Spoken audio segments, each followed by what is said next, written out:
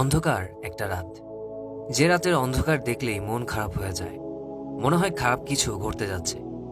তেমনই এক রাতে রাস্তা দিয়ে একজন লোক হেঁটে যাচ্ছে। লোকটা দুর্ধর্ষ এক ডাকাত। সে এতটাই ভীতিকর যে সবার মুখে মুখে তার নিষ্ঠুরতার কথা ছড়িয়ে পড়েছিল। তার পাশ দিয়ে যাওয়াকে সবাই সাক্ষাৎ বিপদকে ডেকে আনা ভাবত। তার আক্রমণ থেকে নিস্তার মিলত না ধর্মপ্রাণ হজ যাত্রীদেরও। তবে লোকটার আরও একটা পরিচয় ছিল। একটা মেয়েকে প্রচণ্ড ভালোবাসত সে, হৃদয় দিয়ে চাইত। প্রায় রাতেই সে যেত মেয়েটার সাথে মিলিত হতে। আমাদের আজকের গল্প তেমনই এক অন্ধকার রাত নিয়ে, যে রাতে লোকটা বের হয়েছিল মেয়েটার সাথে মিলিত হতে। মেয়ের বাড়ির দেয়াল দিয়ে উঠে যাওয়ার সময় সে শুনতে পেল কেউ একজন তেলাওয়াত করছে। যারা বিশ্বাসী তাদের জন্য কি আল্লাহর স্মরণে ও যে সত্য অবতীর্ণ হয়েছে তার কারণে হৃদয় বিগলিত হওয়ার সময় আসেনি? তারা তাদের মতো যেন না হয় যাদেরকে পূর্বে কিতাব দেওয়া হয়েছিল। তাদের উপর সুদীর্ঘকাল অতিক্রান্ত হয়েছে, অতঃপর তাদের অন্তর্করণ কঠিন হয়ে গেছে। তাদের অধিকাংশই পাপাচারী। সূরা হাদিদ। এই আয়াতটি তার হৃদয়ে বজ্রাঘাত করল প্রবলভাবে। তার হৃদয়কে নাড়িয়ে দিল তার জীবনের তরি, বদলে দিল বেঁচে থাকার মানেটা। কেন সেই পৃথিবীতে এসেছে সে আয়াতটি নিয়ে ভাবতে লাগলো। তার এই বাড়িতে আসার প্রধান উদ্দেশ্যই সে ভুলে গেল। তার জিহ্বাতে কেবল একটিমাত্র বাক্যই উচ্চারিত হচ্ছিল ক্রমাগতভাবে, ভালা ইয়া রব্বি আল আন, হে আমার রব। হ্যাঁ, সেই সময় সত্যিই এসে গেছে। হ্যাঁ, সত্যিই এসে গিয়েছিল সে সময়।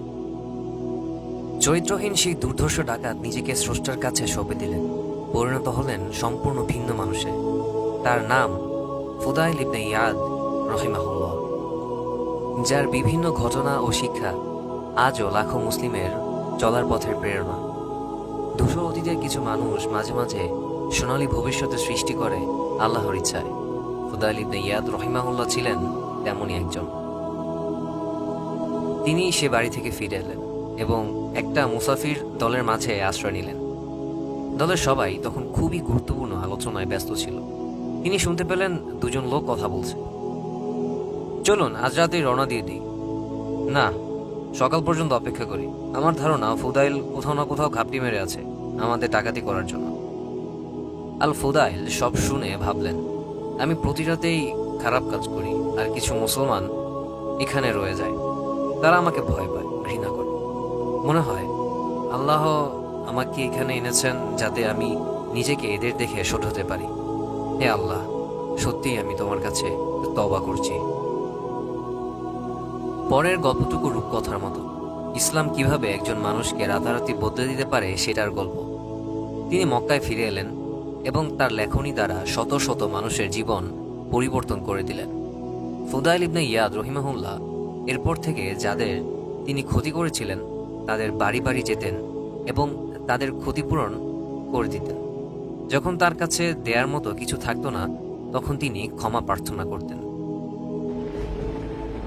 তার ভৃত্য ইব্রাহিম ইবনে আল আজ বলেন, আমি ফুদাইল ইবনে ইয়াদ ছাড়া আর কাউকে দেখিনি যার হৃদয়ে আল্লাহই ছিলেন শ্রেষ্ঠ। যখন তার সামনে আল্লাহ তাআলার কথা উল্লেখ করা হতো কিংবা যখনই তিনি কোরআন শুনতেন, প্রচণ্ড দুঃখ ও ভয় তাকে পেয়ে বসত।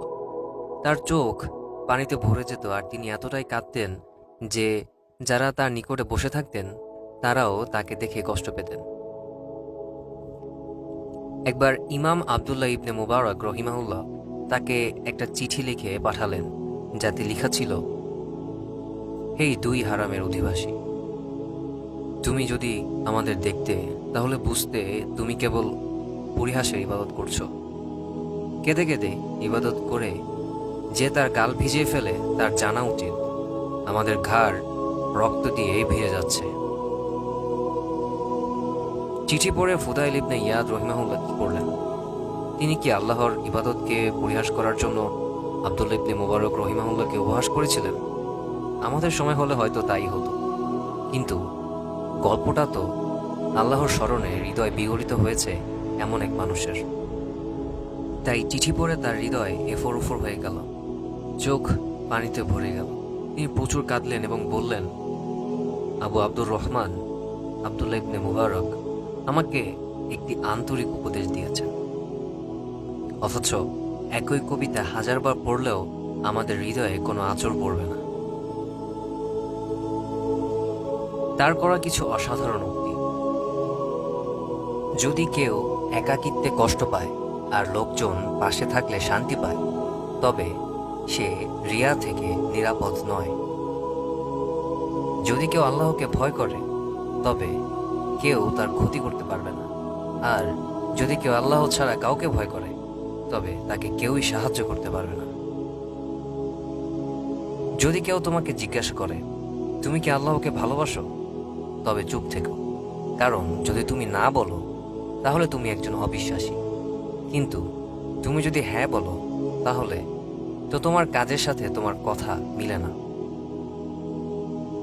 যতক্ষণ পর্যন্ত সবকিছু ঠিকঠাক চলে, মানুষের আসল চরিত্র গোপন থাকে। কিন্তু যখন কোনো বিপদ আপতিত হয়, তখন তাদের প্রকৃত চরিত্র প্রকাশ হয়ে পড়ে। কারণ তখন মুমিনরা তাদের বিশ্বাসের দিকে ফিরে যায়, আর মুনাফিকরা তাদের ভণ্ডামের নিকট ফিরে যায়। আবু আল রাজি বলেন, আমি ফুদাইল ইবনে ইয়াদের কাছে 30 বছর ছিলাম। যেদিন তার ছেলে আলী মারা গিয়েছিল, সেদিন ছাড়া আমি তাকে কখনোই হাসতে দেখিনি। আমি অবাক হয়ে তাকে এ ব্যাপারে জিজ্ঞেস করলে তিনি বলেন, যদি আল্লাহ এতে সন্তুষ্ট থাকেন, তবে আমি কিভাবে অসন্তুষ্ট থাকি?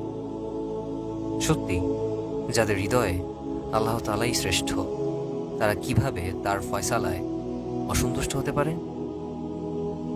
তাদের জীবন মরণ তো কেবল আল্লাহর জন্যই।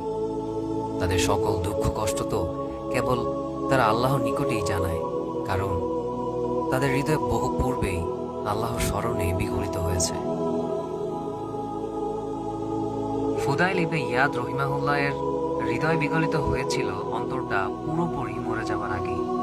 আমাদের হৃদয় বিগলিত হওয়ার সময় কি আসেনি?